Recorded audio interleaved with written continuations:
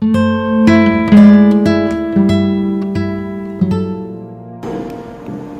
berdasarkan ayat, jadi kita akan membahas bab kedua di kitab ini yang berjudul Al-Mujahadah.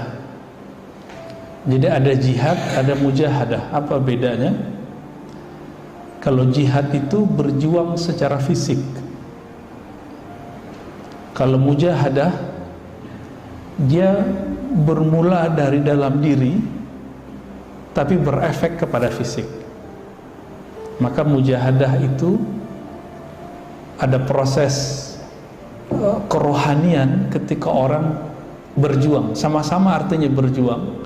Namun mujahadah lebih diartikan bazlul juhd, mengerahkan keseriusan dalam beramal, disebut dengan mujahadah. Alhamdulillah untuk subuh Bapak Ibu ini sudah boleh disebut mujahadahnya lolos. Alhamdulillah ya. Tapi untuk sholat witirnya udah lolos belum? Ya, apa kata Nabi? Autiru ya ahlal Quran. Hadis Imam Tirmizi, hadis yang sahih. Berwitirlah wahai pencinta Quran, wahai keluarga Al-Quran.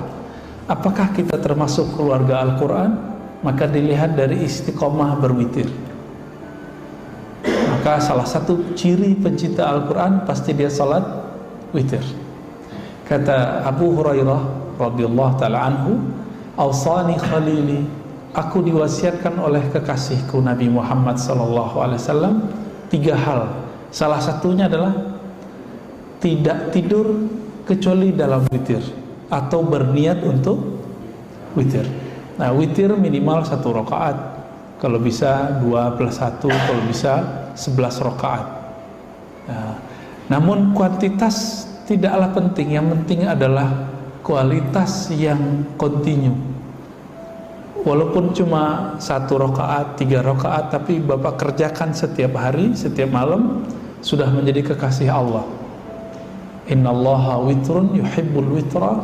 Allah itu witir, mencintai orang yang melaksanakan witir. Semoga kita bisa bermujahadah, dinaikkan Pak nanti, dinaikkan dari mujahadah subuh, pejuang subuh kata mereka. Jadi pejuang subuh itu kalau diartikan bahasa Arabnya mujahid ya. Mujahadah itu perbuatannya, orangnya disebut dengan mujahid ya. Berdasarkan banyak ayat di Quran, yang paling penting di situ adalah surat Al-Ankabut ayat 69. Walladzina jahadu fina lanahdiyannahum subulana. Dan orang-orang yang jahadu, yang mengerahkan keseriusannya fina, di dalam kami, itu harfiahnya ya. Kita artikan harfiah dulu secara letterlike. Lanahdiyannahum subulana, kami akan beri mereka petunjuk jalan-jalan kami. Nah, di sini coba dilihat, ternyata dalam bermujahadah orang akan menemukan banyak jalan. Jadi bedakan jalan tauhid satu, jalan tauhid satu, yaitu asyhadu an la ilaha illallah. Tapi untuk merasakan kehadiran yang punya nama Allah itu disebutkan di sini lanahdiyannahum subulana. Kami akan hidayahkan mereka, akan ilhamkan kepada mereka banyak cara. Istilah pejuang subuh itu menurut saya adalah bagian dari lanahdiyannahum subulana. Dalam Al-Quran kalimatnya pakai la. La di sini bukan lam alif, tapi la yang berarti sungguh. Lalu ada kalimat di belakangnya pakai nun, nun taukid. Taukid artinya sungguh juga, berarti 2 kali sungguhnya. Sungguh kami akan benar-benar menunjukinya. Jadi sudah 2 kali jaminan. Tapi depannya apa? Jahadu, dia harus bermujahadah dulu. Oleh karena itu, untuk mencapai merasakan hadirnya Allah di dalam kehidupan kita, wajib bermujahadah. Jadi nggak boleh kita mikir tar aja deh tua, nggak bisa Pak. orang yang mudah beramal itu yang tua atau muda, yang sehat atau sakit, yang sering sakit tua atau muda? Biasanya tua. Maka mumpung masih muda, Bapak Ibu, mumpung masih sanggup datang ke masjid, coba mujahadahnya ditambah, keseriusannya ditambah. Di dalam hadis Imam Bukhari, ketika para sahabat berbagai macam mendefinisikan jihad, ya, apa kata Nabi? Al-mujahidu man jahada hawa. Hadis ini sahih. Mujahid hakiki itu yang berusaha bersungguh-sungguh melawan hawa. Apa arti hawa? Kecenderungan negatif yang ada dalam nafs. Nafs artinya jiwa. Jadi kita ini kalau nggak ada syaitan, bakat kita sudah buruk. Bakat dari siapa itu? Dari nafs. Maka Bapak coba lihat, awal ketemu orang kita udah mulai suuzon, benar nggak? Ketemu pertama, wah ini kayaknya orangnya aneh nih gitu. Ada bisikan-bisikan nafsi ya namanya, bisikan-bisikan dari dalam diri yang tidak baik. Mampukah kita kemudian menyampingkan itu? Ini berarti dia berhasil melawan hawanya.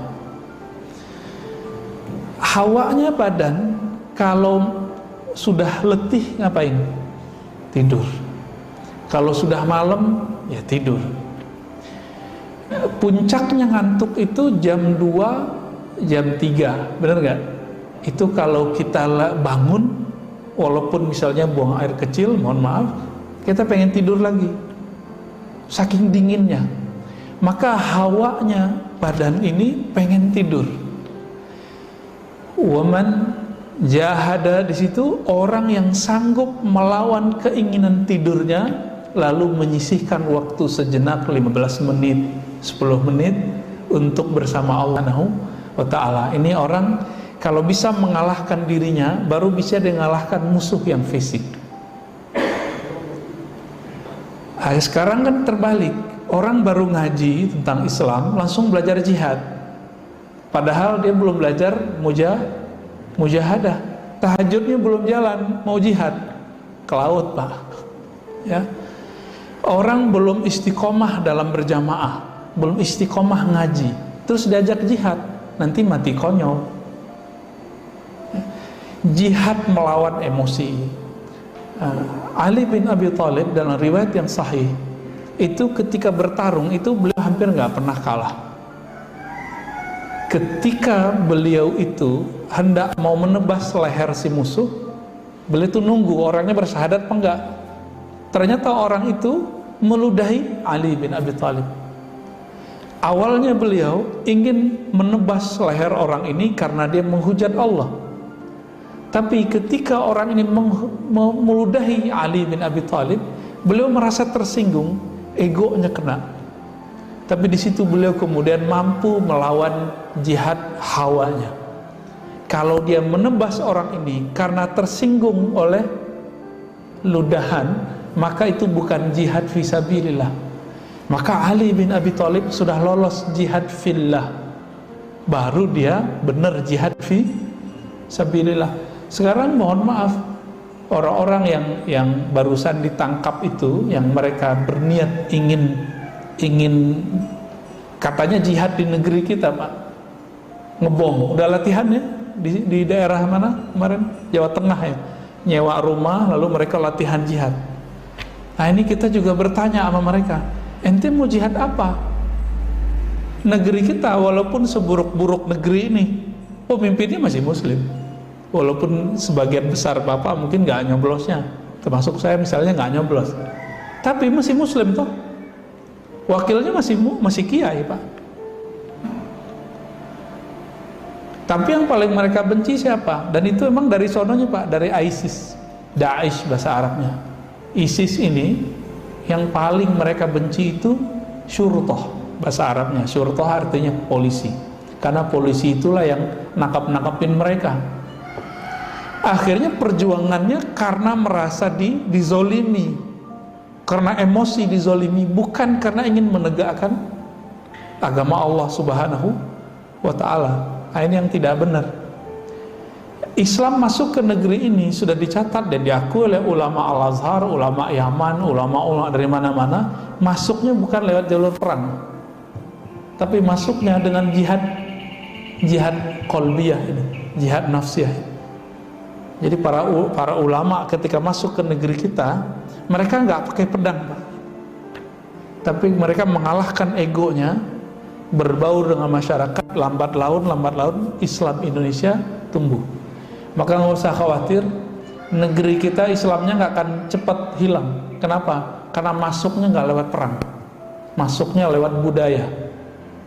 Bapak cek semua budaya yang ada di negeri kita, itu pas dibuka ketemu ternyata ada dalilnya, tapi namanya sudah berubah.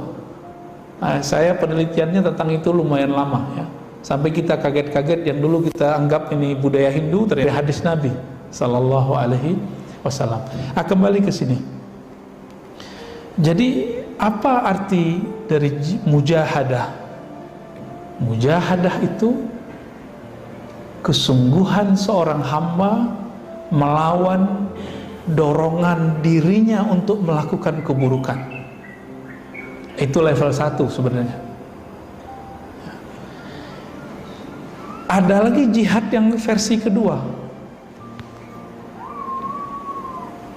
boleh dilakukan tapi dia kemudian mengurangi. Nah, ini jihad level 2, disebut jihadnya orang-orang yang wara.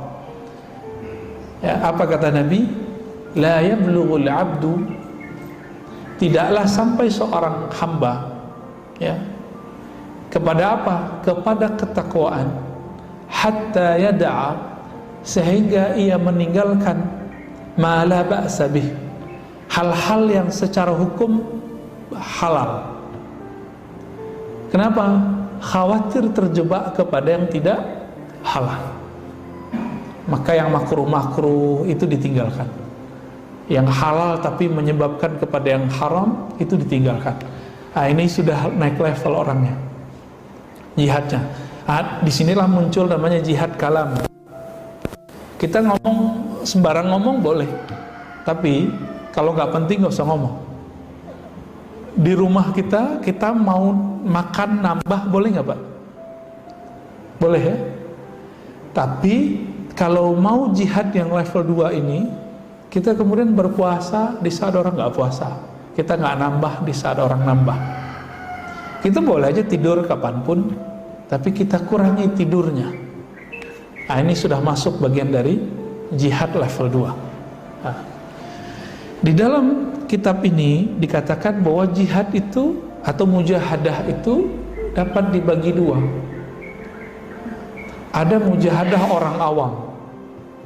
Orang awam, orang umum kebanyakan kita, itu mujahadahnya, perjuangan melawan dirinya itu lebih fokus kepada taufiyatul a'mal, menyempurnakan amal yang zahir.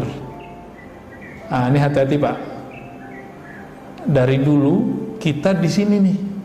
Maka pertanyaan orang awam kepada gurunya, ustadznya selalu, "Ustadz, bolehkah ini, bolehkah itu?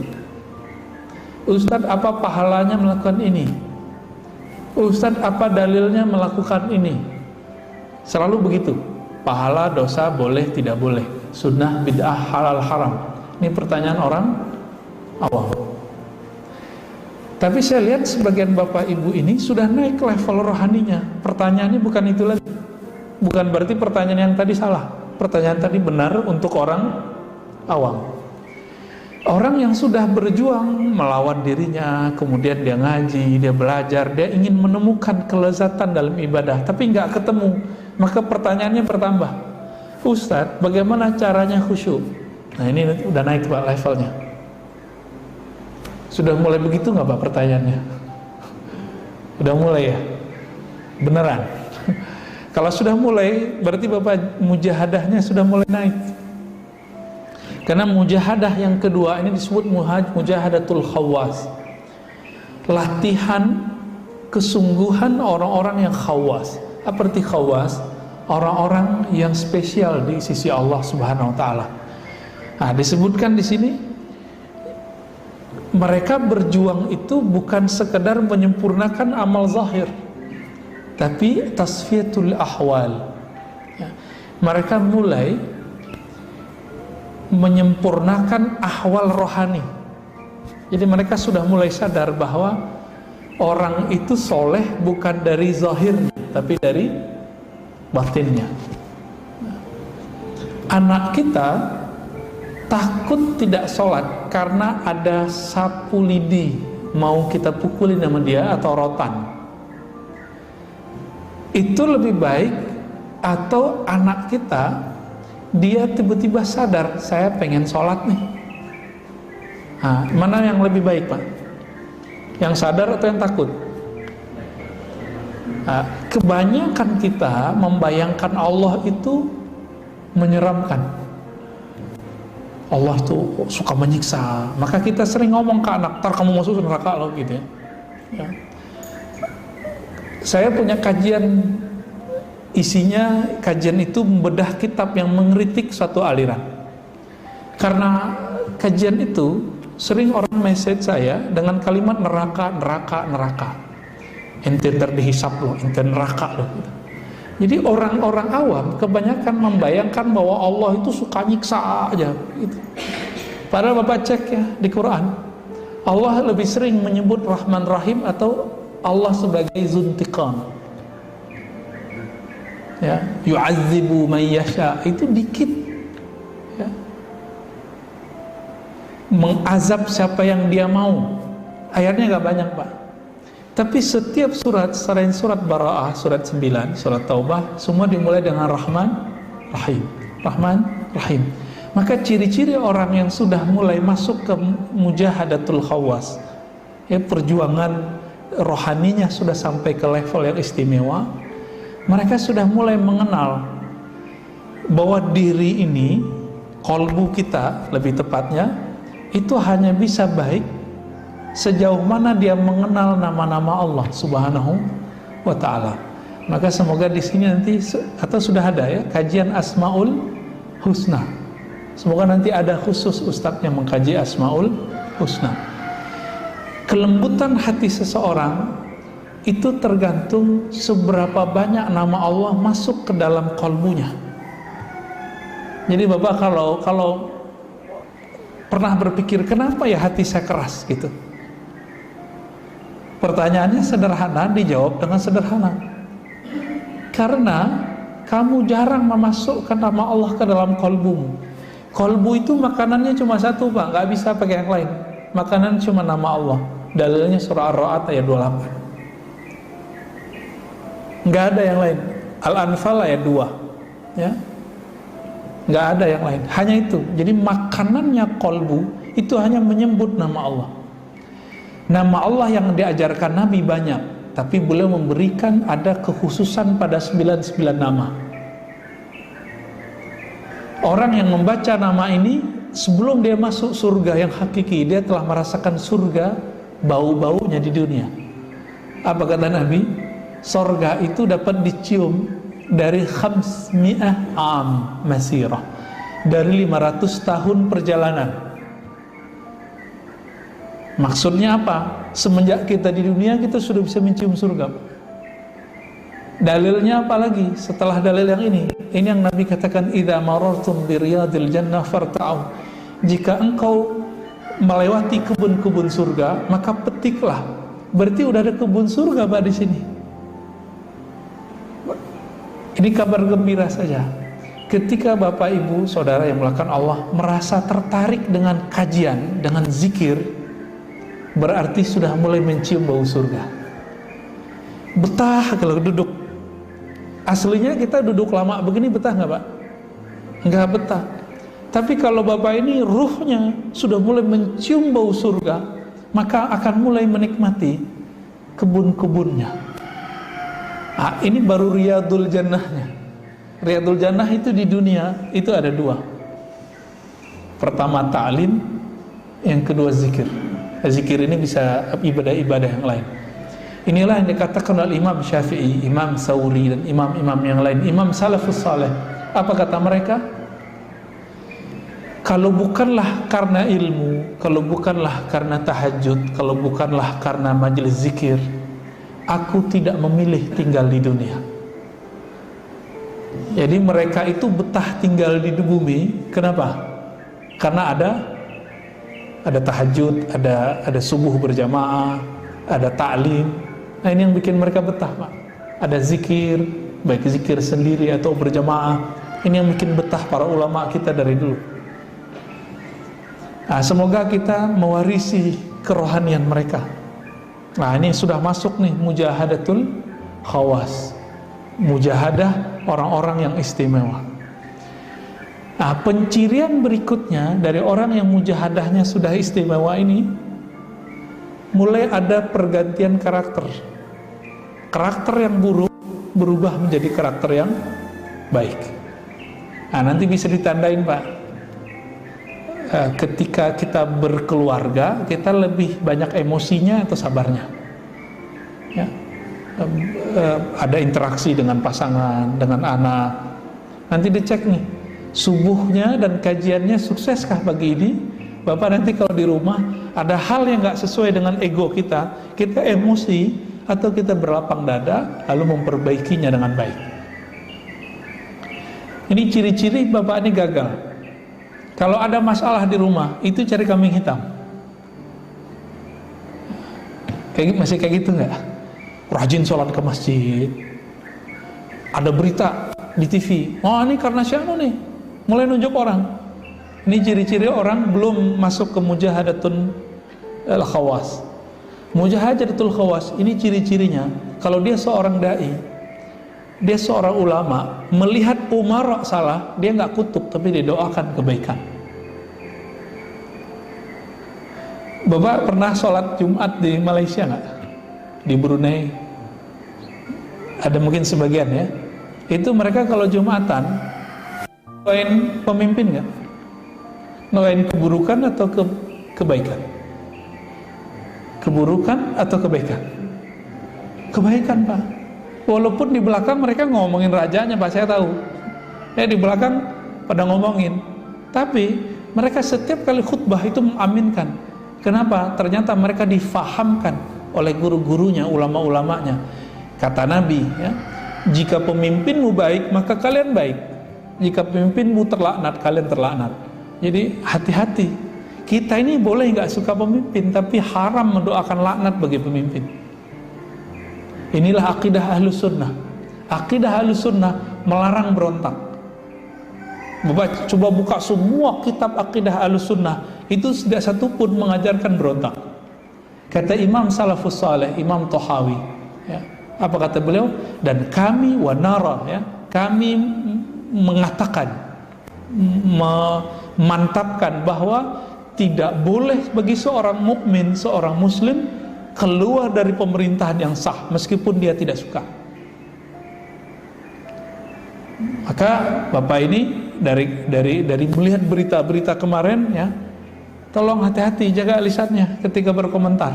Kita silakan kritik pemerintah, tapi jangan kemudian mengatakan terlaknatlah pemimpin, ya, hancurlah. Nah, itu jangan. Nanti tinggal balik itu, Pak. Mau dia siapa, mau dia kiai, mau dia siapa, benar berbalik sama dirinya. Nah, ini hati-hati, ya. Dulu ada banyak sahabat, ya, yang hidup di zaman gubernur yang sangat tirani, namanya Hajjaj bin Yusuf. Tapi mereka tidak pernah mendoakan keburukan bagi pemimpin itu, tapi mendoakan supaya tetap umat dijaga. Nah, saya dulu pernah mendoakan keburukan bagi pemimpin, dan saya minta ampun kepada Allah setelah membaca kitab-kitab akidah Ahlus Sunnah. Ternyata ini ciri-ciri ajaran Khawarij. Pernah dengar istilah Khawarij? Khawarij ini Nabi sebut kilabun nar. Kilabun nar artinya anjing-anjing neraka, Pak. Hati-hati. Apa ciri-cirinya? Suka memberontak. Suka memberontak, itu aja udah. Maka apapun alirannya, apapun pergerakannya, kalau sudah mulai masuk ke wilayah ini, itu harus di stop. Nah, Alhamdulillah Allah selamatkan diri saya dan teman-teman kita. Akhirnya kita belajar akidah Ahlussunnah lagi. Ya, dulu pernah ikut yang begitu-gitu Pak, ya, gerakan-gerakan yang aneh-aneh. Saya nggak usah sebut nama gerakannya. Ya. Taib. Imam Abu Ali Ad-Daqqaq mengatakan, man zayyana zahirahu bil mujahadah, zayyana Allahu batinahu bi anwaril musyahadah. Kenapa kita belum merasakan nur Allah itu tembus ke dalam kalbu? Ini jawabannya. Karena secara zahir kita belum ada usaha untuk serius beramal. Lalu beliau mengatakan, siapa yang menghiasi zahirnya, zahir dirinya dengan mujahadah, ya, rajin bangun tahajud, rajin ngaji, rajin silaturahim, berprasangka yang baik kepada Allah, kepada makhluk Allah, maka Allah akan beri cahaya dalam kalbunya dengan cahaya musyahadah. Apa arti musyahadah? Musyahadah itu sebutan lain dari ihsan. Apa arti ihsan? Engkau menyembah Allah seakan memandangnya. Nah, seperti Imam Abu Ali Ad-Daqqaq ini bertahun-tahun Pak. Bahkan Abu Ali Ad-Daqqaq ini sholat isya sama subuh itu 1 kali wudu. Maksudnya betul, nggak batal wudunya. Orang sholat subuh pakai wudu isya, itu artinya apa? Beliau nggak tidur. Apakah ini berlebihan? Enggak. Dulu Sayyidina Umar radhiyallahu ta'ala anhu, ketika beliau merasa beliau nggak dosa, cuma merasa su'ul adab. Apa arti su'ul adab? Merasa dirinya melanggar adab kepada Nabi sallallahu alaihi wasallam. Di tahun ke-6 umat Islam gagal masuk ke Mekah. Bagi Sayyidina Umar, kalau kita benar mesti menang. Tapi Nabi mengalah dan membiarkan dirinya kalah untuk menang sebenarnya. Tapi Umar sudah emosi duluan. Apa kata Umar? Ar-Rasulun anta? Wahai Muhammad, ente benar Rasul nggak? Wahai Muhammad, apakah agama kita benar? Ini pertanyaan biasa sebenarnya. Tapi untuk selevel Umar, beliau merasa bersalah menyinggung Nabi sallallahu alaihi wasallam. Apa yang dilakukan Umar dalam hadis Bukhari dan Muslim? Umar radhiyallahu taala anhu beliau melakukan pertobatan 40 hari 40 malam, tidak tidur malamnya, tidak berbuka di siangnya. Ini puasa terus setiap hari. Berapa hari? 40. Bagi kita itu nggak dosa Pak, tapi bagi Sayyidina Umar itu dosa. Jadi bagi orang-orang wali-wali Allah, hal-hal yang remeh bagi kita itu bagi dia besar. Suatu kali Syekh Maulana Muhammad Ma'sum, ya, anak dari ahli hadis di New Delhi lama, ya, namanya Ahmad Serhindi, anak dari beliau namanya Muhammad Ma'sum.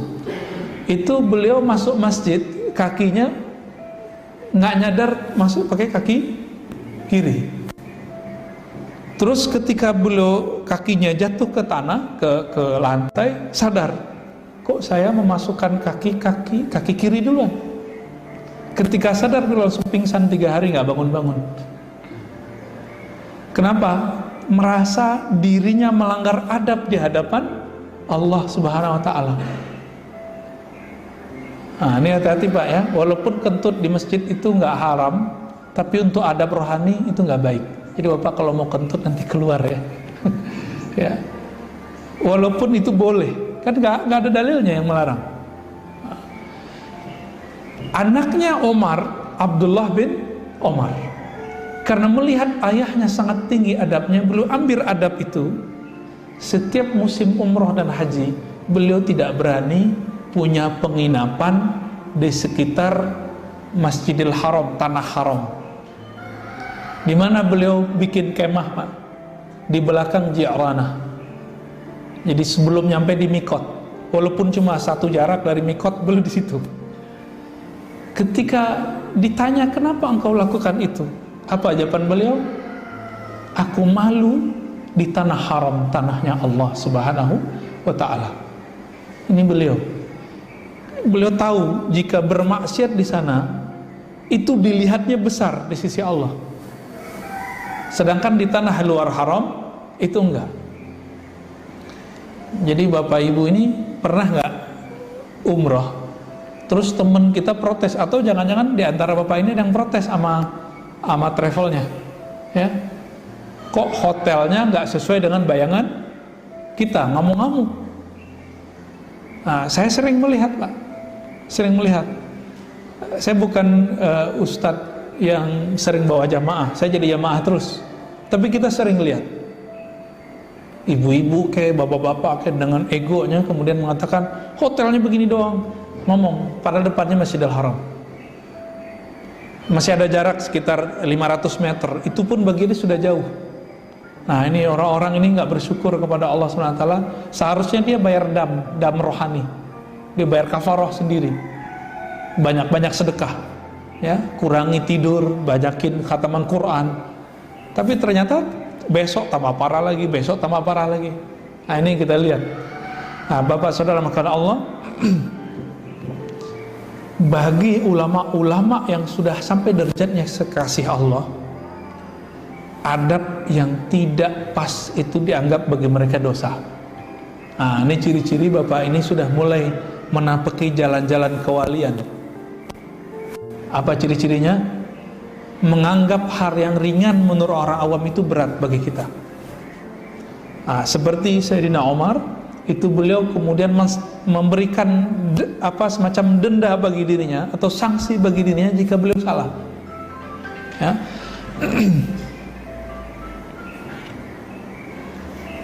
Nah, ada seorang imam namanya Al-Hasan Al-Qazzaz. Apa kata beliau? Buniyat hadhihi tariqatu ala salasati asya. Jalan kewalian itu dibangun secara zahir dengan 3 cara. Sederhana sebenarnya. Pertama, alla ta'kula illa indal faqah. Engkau tidak makan kecuali ketika lapar.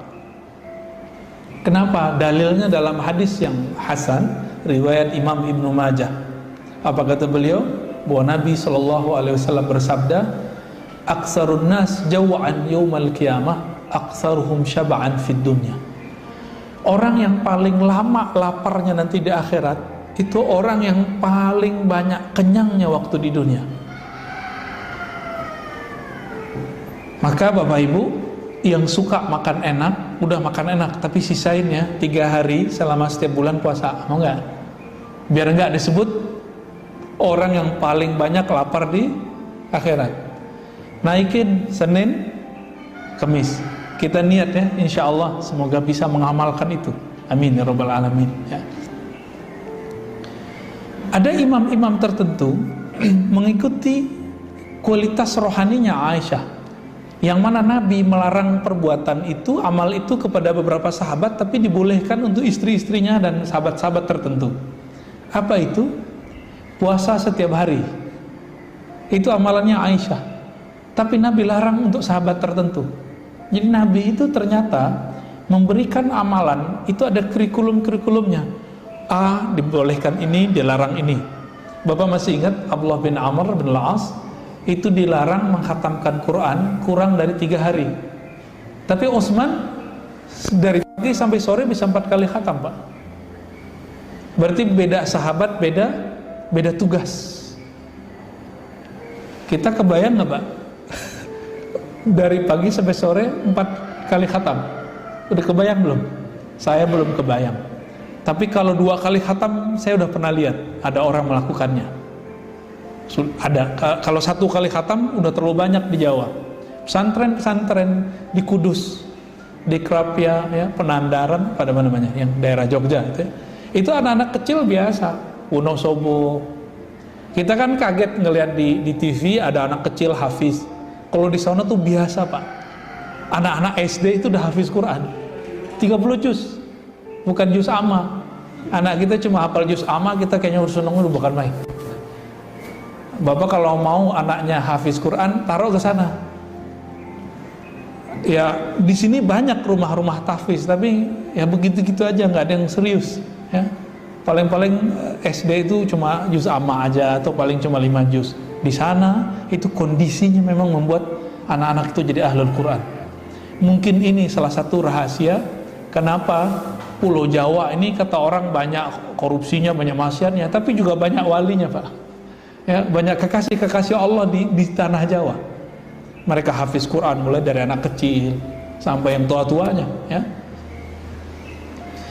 Lalu yang kedua, ya, pilar dari jalan kewalian itu adalah secara zahir, ya, wala tanam illa 'indal ghalabah.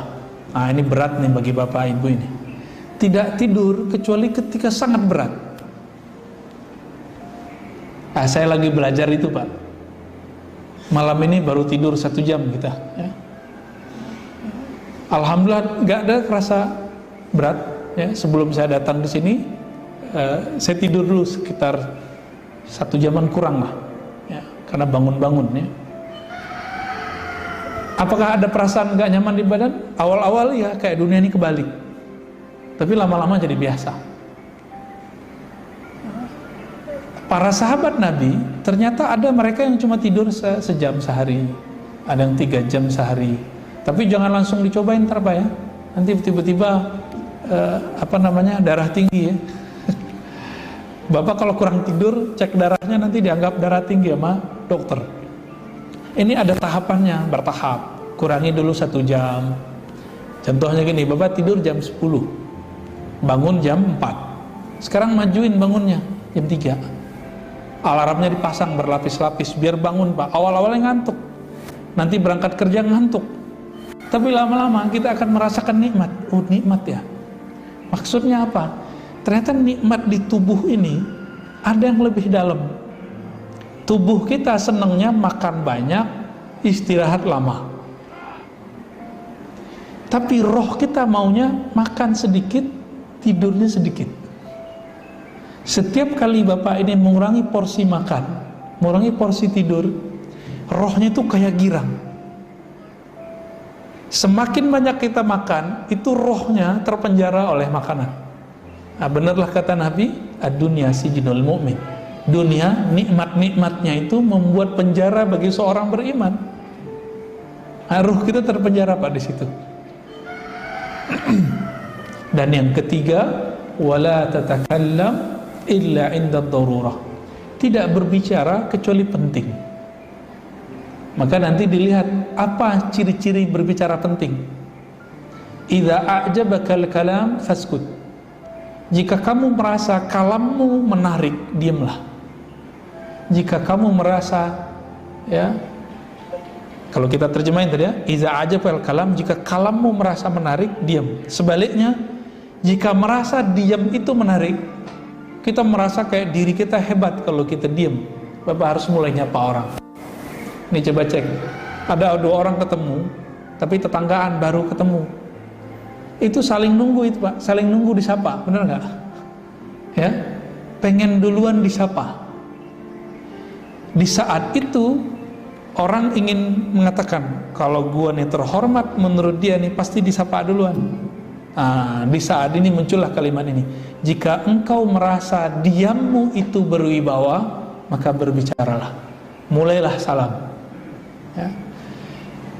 Ada yang kita sering lupa, Bapak Saudara makan Allah, kata salam.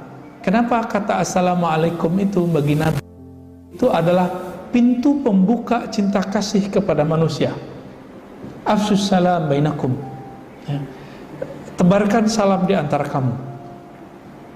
Kenapa? Karena kata assalam itu artinya beda dengan salam bahasa Indonesia.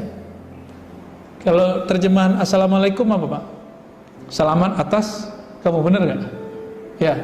Tapi ternyata kalau kita buka, saya buka, ada 4 kitab Asmaul Husna, Imam Ghazali, Imam Zarruq, Imam Kusyairi, lalu ada beberapa penulis belakangan, itu nggak ada yang mengartikan selamat. Tapi kata assalam artinya terlepas dari aib dan keburukan dan kemudaratan, masuk ke situ. Jadi kalau ketika mengatakan Assalamualaikum, semoga kalian terlepas dari keburukan, aib dan kemudaratan. Gitu artinya. Aib itu bisa zahir, bisa batin. Maka include di situ keselamatan. Cuma terjemahannya kok cuma keselamatan atau salam damai kan gitu ya. Nah, ini terlalu sempit maknanya. Dan dianjurkan seorang muslim ketika ba'da salat dia membaca Allahumma antas salam wa minkas salam tabarakta ya dzal jalali wal ikram. Ulama kita melihat kalimat ini bisa dijadikan untuk doa, maka mereka tambahkan doa di antara kalimat ini. Itu boleh dipakai. Gimana bacanya? Allahumma antas salam wa minkas salam wa ilaika, gitu ya. Ya udus salam fahayyina. Hidupkan kami dalam keselamatan, masukkan kami ke negeri surga yang penuh assalam, kedamaian.